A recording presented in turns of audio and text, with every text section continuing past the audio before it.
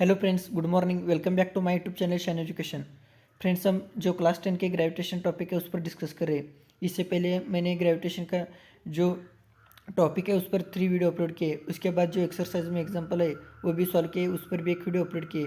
उस सभी वीडियो का लिंक आप डिस्क्रिप्शन में चेक कर दीजिए। आज हम जो एक्सरसाइज है वो भी आज हम डिस्कस कर देंगे। तो स्टार्ट करते हैं आज का एक्सरसाइज।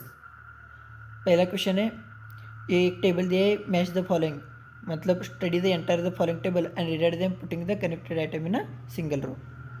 एक क्वेश्चन दिया है और उसका आंसर क्या है।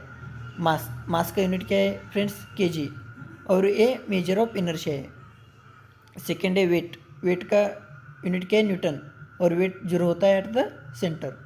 एक्सेलरेशन ड्यू टू ग्रेविटी जो स्मॉल जी है उसका यूनिट क्या है, मीटर पर सेकेंड स्क्वायर, और ये किस पर डिपेंड होता है, हाइट पर। आप सभी लोगों को पता है जी, अगर ऊपर गए तो अर्थ से उसका वैल्यू कम रहेगा और नीचे भी गए तो उसका वैल्यू कम रहेगा। ये डिपेंड होता है हाइट पर। और जो यूनिवर्सल ग्रेविटेशनल कांस्टेंट है कैपिटल जी, उसका यूनिट क्या है, newton metre square KG minus 2, मतलब newton metre square divide by KG square. और ये same in the entire universe. ये रहा उस टेबल का आंसर। अब हम देखते हैं second question. What is the difference between mass and weight of an object? Will the mass and object of an object on the earth be same as their value on Mars? Five. ये question पूछा है मैंने friends. जब मैंने video upload की थी उसमें मैंने मास और वेट के बीच में डिफरेंस आपको बता दिया था। फिर से हम रिवाइज कर देंगे। मास का मतलब क्या है, mass is the amount of matter content in a body. जो मैटर होता है बॉडी में उसे क्या कहते हैं, मास। और वेट का मतलब क्या है, weight is the force exerted on a body due to the gravitational pull of another body such as earth, sun and moon. ये होता है वेट। और मास क्या है, mass is an intrinsic property of body, और weight है वो है extrinsic property of body. Mass intrinsic है और वेट है क्या है, एक्सट्रिंसिक। और mass is the measure of inertia, अभी टेबल में मैंने बताया, और weight is the measure of force. Next difference है, mass of a body remain the same everywhere in the universe. जो मास है सेम एंड एवरीवेयर, मतलब सेम रहेगा।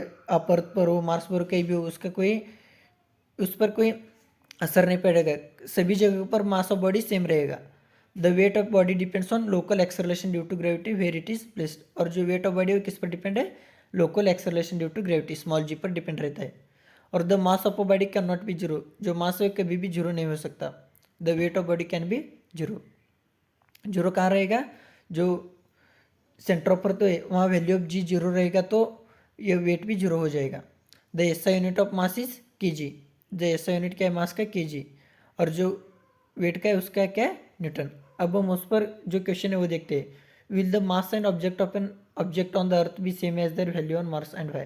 मैंने आपको पता था इससे पहले जो मास रहेगा वो सभी प्लैनेट पर सेम ही रहेगा, तो उसका कोई डिपेंड नहीं है। और जो वेट है वो किस पर डिपेंड रहेगा, एक्सेलरेशन ड्यू टू ग्रेविटी। ये रहा उसका आंसर। अब हम देखते हैं next question. What are a free fall? Free fall का आंसर क्या है, acceleration due to gravity, escape velocity and centripetal force. उसका डेफिनेशन क्या है।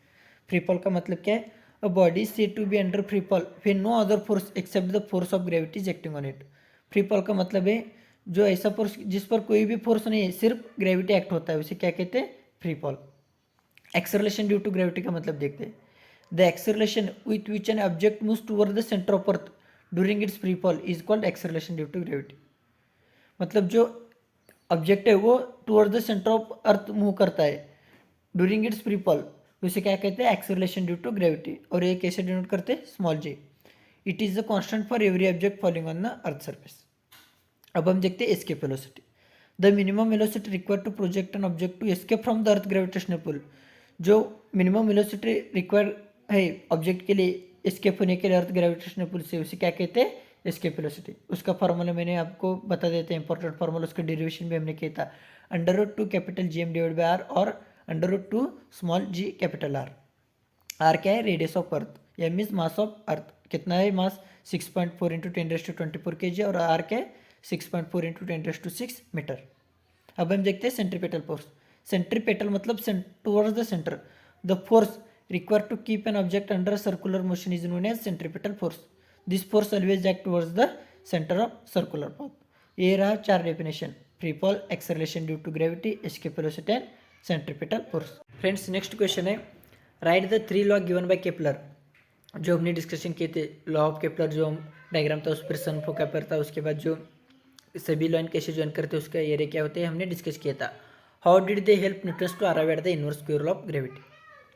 अब हम देखते हैं फर्स्ट लॉ क्या है। The orbit of the planet are in the shape of ellipse having the sun at one focus. अब सभी को बताइए सन फोकस पे रहेगा और जो प्लैनेट का ऑर्बिट है वो कैसा रहेगा, इलिप्टिकल शेप।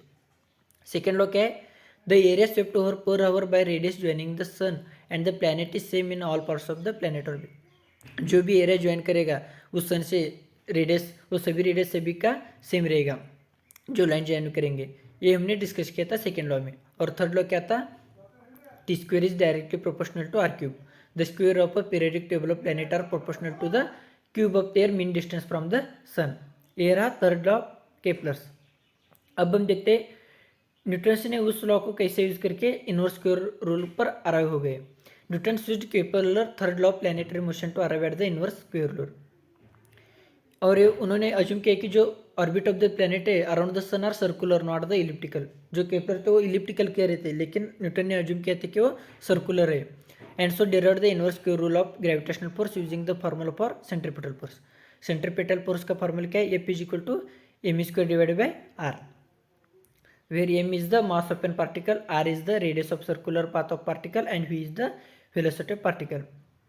और जो m है वो कांस्टेंट रहेगा, तो f क्या होगा, f is directly proportional to v square divided by r।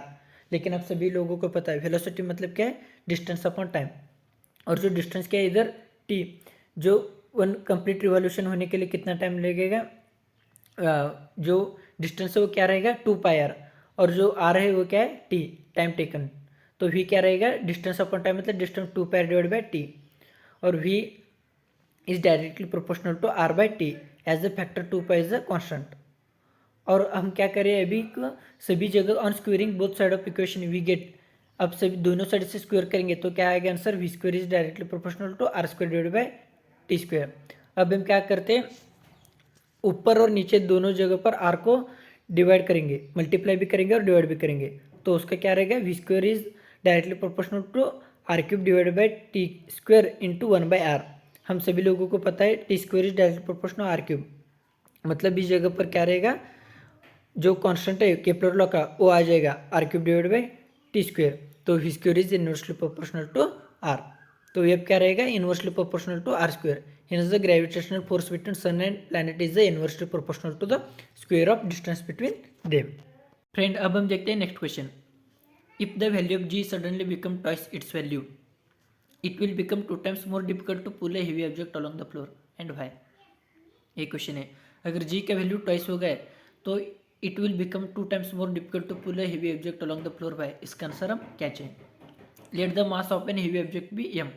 हम अज्यूम करते हैं कि जो मास ऑफ ऑब्जेक्ट क्या है, m रहेगा।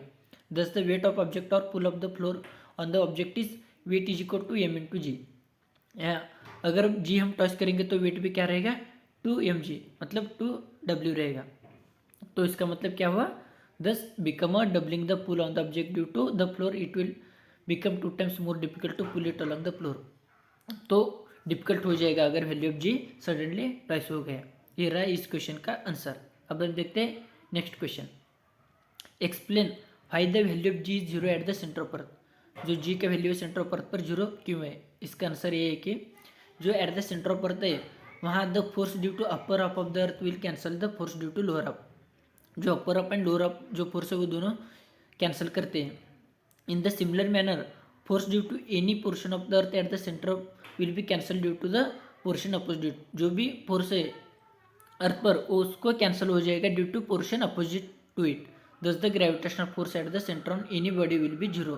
Since from Newton's law we know F is equal to m into g. अगर एफ जीरो होगा तो जी भी जीरो हो जाएगा। Since mass of an object कभी जीरो नहीं होता, therefore when F is equal to g zero, g has to be zero. Thus the value of g as zero at centre of earth. अब हम देखते हैं next question. Let the period of a revolution of planet at a distance r from a star be t. Prove that if it was a distance of 2r from the star, its period of revolution be 8 under root t.